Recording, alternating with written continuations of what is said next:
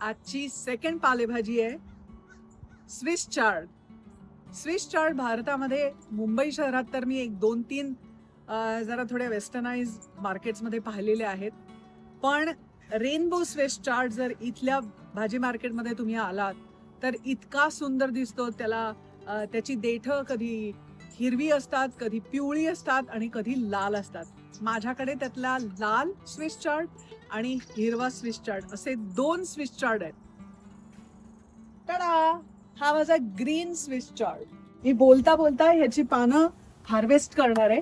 So ही भाजी शिजायला अगदी सोपी, चवीला थोडीशी गोड आणि ह्याच्यामध्ये सुद्धा पुष्कळ न्यूट्रिएंट्स आहेत. This has a vitamin, vitamin C, fibre आहे ह्याच्यामध्ये, पोटॅशियम आहे. So this is very good for your health.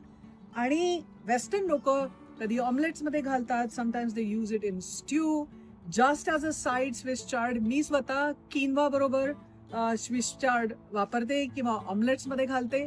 कीश बनवतात त्याच्यामध्ये सुद्धा, म्हणजे एग बरोबर जनरली याचं कॉम्बिनेशन खूप चांगलं जातं.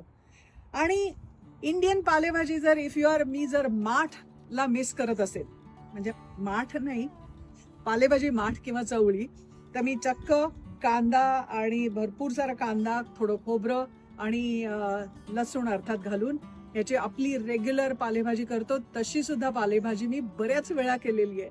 So this is Swiss chard. आणि before I end this video, let me show you. Can you go back and show the red chard? याची सुद्धा आपण पानं काढूया. बघा किती किती देखणा आहे हा. मला तर भारी आवडतो रेड चार्ड.